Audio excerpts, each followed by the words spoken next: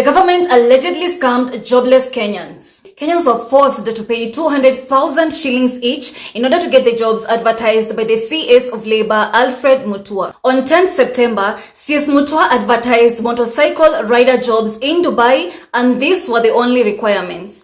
Gender must be male only, from 21 to 38 years, must know how to ride a motorcycle because the interview will be practical, good command of English, and able to use Google Maps for navigation. So Kenyans saw this job advertisement on his social media pages, and they went for the interview at Nita in Athi River, and a man messaged me and shared the sad experiences of the job seekers. On the first day of the interview, he arrived at Nita at 8 a.m. and had to wait for them until 10 a.m. Up until that point, there were no greetings, no introductions, and no briefing. They were being called one by one by the receptionist, who registered their details and gave them forms to fill. The forms included employer details. Afterwards, they were directed to a room on the first floor where there were 3 Arab men and 2 Kenyan ladies. Up until this point, they had not mentioned that any job seeker needed to pay any money.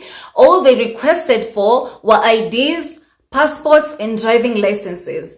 The panel interviewed them one by one. They were asked to introduce themselves, to explain the experiences as motorcycle riders, whether they knew how to navigate using GPS, and their salary expectations, and so on. Successful candidates moved to the next table where they were given job offer letters to read and understand before signing. He tried to take pictures of the documents, but unfortunately they did not allow him to do that. So they signed the letters, their fingerprints were taken, and the employers also took pictures of the job seekers while they were holding the job offer letters. After the interview, they were taken to the field for practical tests, where they were recorded while riding those motorcycles. After all these interviews, they were then taken to the hall for the briefing. The Arabs came into the hall and said they had paid the government a lot of money for this particular exercise, and they also said that they would pay everything for the job seekers, including visas, food, and accommodation.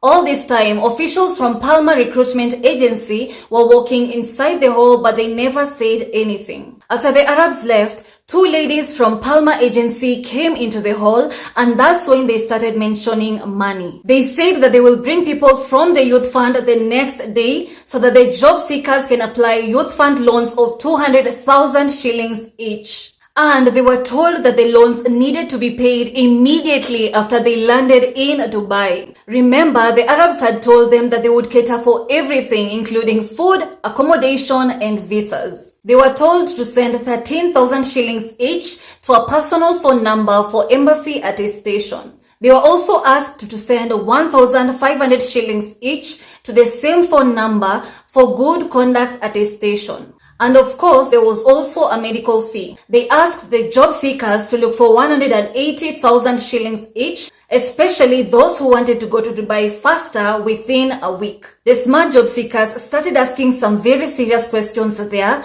like why are they being forced to pay so much money, yet the Arabs had said they would cater for everything? And the ladies from Palma Recruitment Agency started disappearing one by one, and they eventually said they would form a WhatsApp group for further communication. So the officials created the WhatsApp group, and they were still insisting that the job seekers should pay 200,000 shillings each in order to get the jobs. And the job seekers continued asking serious questions. So this is what someone said: "We aren't disagreeing about this. You're giving us youth funds in terms of loans. For instance, in those pay slips, have you seen anywhere they are deducting youth fund? After that, we are doing training for 1.5 months, and then everybody must find his or her house, and you haven't been paid anything. How would you afford accommodation?" And this woman responded, I think she may be one official. She said, "Just leave the group. I don't know what you're doing with a company which you don't trust." Another person said, "Wakutoa 180k watoe, wakungoja Palma wawapeleke majuu watege." So the questions became too many, and CS Mutua deleted the job advertisement from his social media account. When people asked questions, they were removed from the WhatsApp group, and they blocked everyone from commenting in the WhatsApp group. And when they ask the way forward, they are told that they must pay that amount before anything else happens. So the government had said it would look for jobs for youths abroad under the Kazi Maju program, but they did not say that you had to pay anything in order to get those jobs.